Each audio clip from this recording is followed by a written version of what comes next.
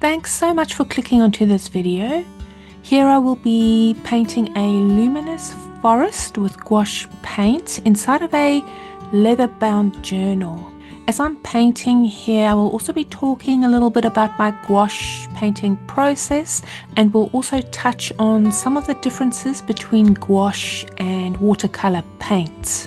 I've actually been painting with watercolor paints for over 25 years and taught watercolor for many years at the art school I had for over 20 years, but I've only started painting with gouache for the first time in the last couple of months. I think that gouache is a vastly different medium to watercolor, even though it is sometimes referred to as opaque watercolor. For a start, watercolor paints are transparent and have more of a gum base, whereas gouache is opaque and it has more of a chalky base. Here I am blocking in the forest shapes down, somewhat crudely for now. I will be putting everything down without being too particular, and then we'll sort it out later and make some changes. I'm not starting off with underpainting washes here, as I don't want too much water on the page. There are two primary ways one can paint with gouache.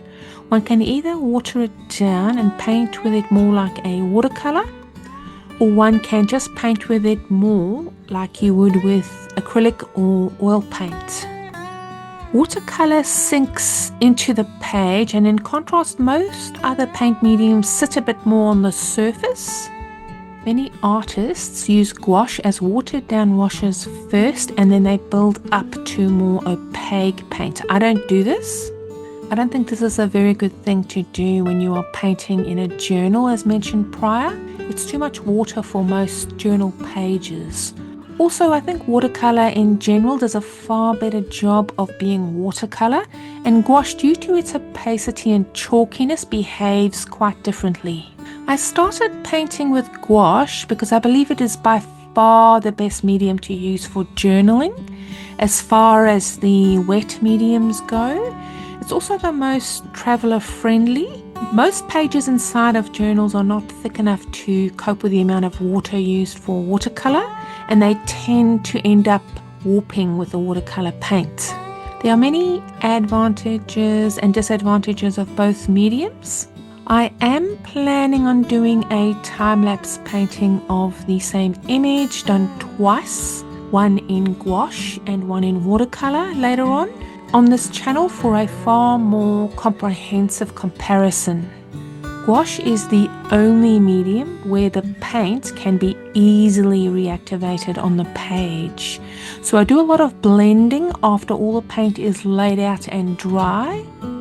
Due to this characteristic, it's also not possible to glaze with gouache.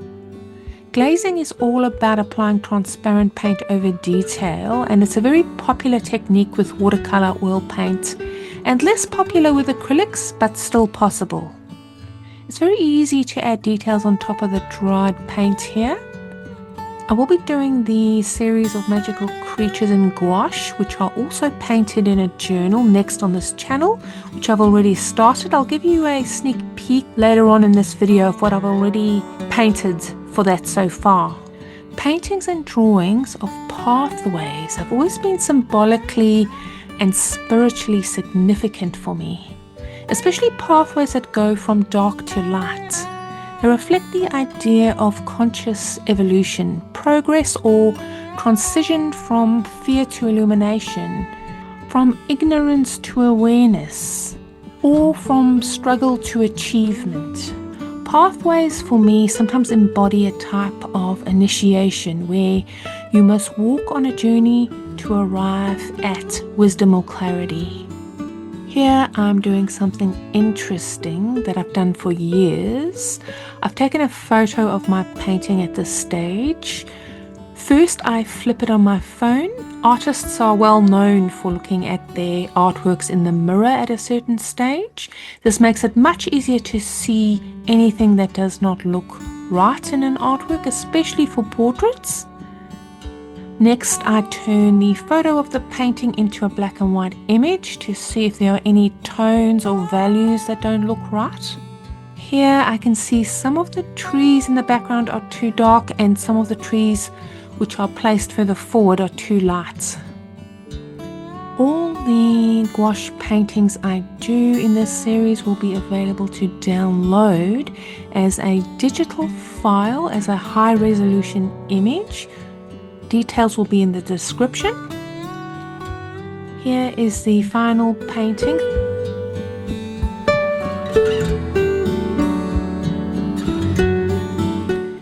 Here is the painting of the magical pixie I have painted for my next time-lapse video, which actually has an interesting color challenge associated with it, which I'll talk more about in the next video.